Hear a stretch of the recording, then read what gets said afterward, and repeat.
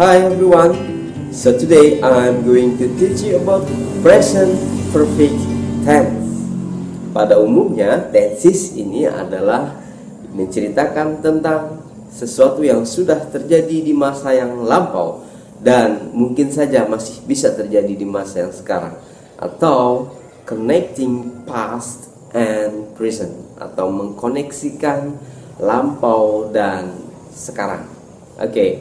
Nah, sebelum masuk ke pembahasannya, kita akan mengetahui terlebih bentuk-bentuk kata kerja yang digunakan. Karena kata kerja yang digunakan untuk present perfect tense adalah kata kerja bentuk yang ketiga atau past participle. Oke, baik, kita akan masuk ke kata kerjanya atau verb. Kata kerja itu dibagi menjadi dua, yaitu regular verb dan irregular verb. Regular adalah kata kerja beraturan dan irregular adalah kata kerja tidak beraturan. Oke, saya akan memberikan contoh untuk yang pertama, regular verb atau kata kerja beraturan. Kata kerja 1, 2, dan 3. Ke-1 adalah bentuk present, kedua adalah bentuk past tense, yang ketiga adalah bentuk past participle yang akan kita gunakan dalam present perfect tense. Oke. Nah, misalnya yang pertama adalah watch, menjadi watch. Oke. Untuk pada umumnya, untuk penambahan kata kerja kedua dan ketiga itu hanya menambahkan d atau ed. Oke, contoh yang kedua adalah call, menjadi called. Kemudian yang berikutnya dance, menjadi dance. Yang kedua adalah irregular verb atau kata kerja tidak beraturan, dan ini harus kita hafal untuk mengetahui dari kata kerja ini. Jadi tidak ada jalan lain, kita harus menghafalnya. Contohnya adalah seperti have, had. Oke. Eat, ate, eaten. Do, did, done. Oke, nah itu beberapa contoh yang saya berikan. Jadi tidak ada aturan untuk membentuk kata kerja kedua dan ketiga. Yang kita lakukan adalah hanya menghafal. Kita akan lanjut lagi ke pembahasan yang berikutnya adalah bentuk kalimatnya. Oke, bentuk kalimat dari present perfect tense adalah subject plus have atau has plus past participle atau kata kerja bentuk yang ketiga. Oke. Nah, saya akan memberikan contohnya. Contohnya ada kalimat positif, negatif, dan pertanyaan.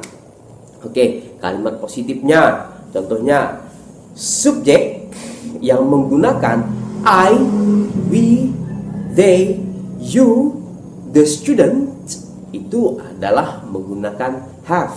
Oke. Kemudian jika subjeknya she, he, it, nama orang misalnya Budi, misalnya the student tanpa s, itu menggunakan has.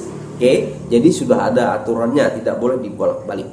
Contohnya yang positif, I have known him for 2 years.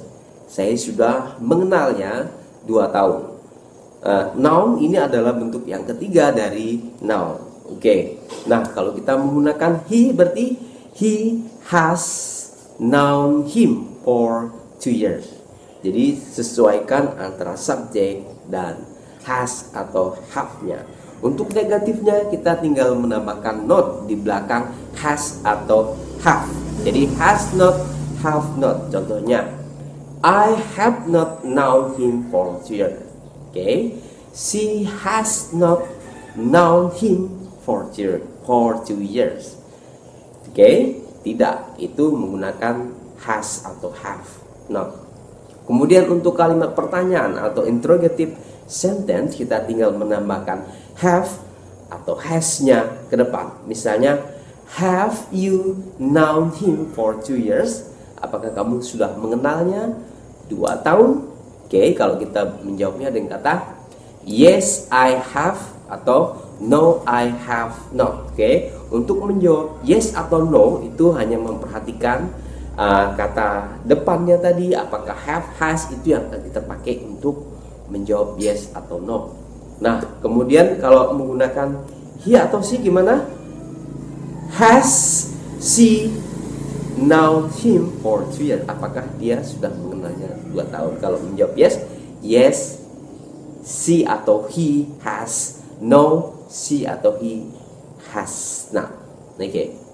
Nah, untuk berikutnya adalah expression of time-nya seperti apa, atau ungkapan atau waktunya, tanda waktu atau time signal yang dipakai adalah seperti during, since, for, twice, already, never. Itu bisa kita gunakan untuk present perfect tense. Jadi ingat, bentuk present perfect tense adalah bentuk yang menggunakan has dan have. Dan untuk kalimat positifnya kita artikan sesuatu yang sudah. Kalau belum, kita gunakan negatifnya. Oke, jadi positif sudah, negatif belum. Itu tanda yang umum kita temui. Oke. Nah, berikutnya adalah yang bisa membingungkan, bagaimana kita bisa membedakan antara past tense dan past perfect tense. Karena past tense juga adalah membicarakan tentang sesuatu yang telah terjadi di masa yang lampau. Kemudian present perfect tense juga menyatakan suatu waktu yang terjadi di masa yang lampau. Nah, bedanya adalah kalau past tense itu sudah berakhir, sudah selesai, sedangkan present perfect tense itu kemungkinan masih bisa terjadi hingga saat ini. Makanya dia menggunakan sudah atau belum. Oke, nah kita akan memberikan contohnya. Yang pertama adalah contoh untuk past tense. Misalnya, last month I visit my brother 3 times. Oke, bulan lalu saya telah mengunjungi saudara saya 3 kali. Oke, nah itu adalah telah terjadi. Kemudian yang berikutnya adalah contoh untuk present perfect tense. This month I have visit my brother twice. Pada bulan ini saya sudah mengunjungi saudara saya 3 kali. Oke, itu artinya adalah sesuatu yang sudah terjadi di masa yang lampau atau mengunjunginya pada masa yang lampau, tetapi sekarang kemungkinan masih bisa terjadi. Oke, nah demikian yang bisa saya sampaikan. Semoga ini dapat bermanfaat, dan jangan lupa untuk practice and practice. Thank you for your attention. See you later.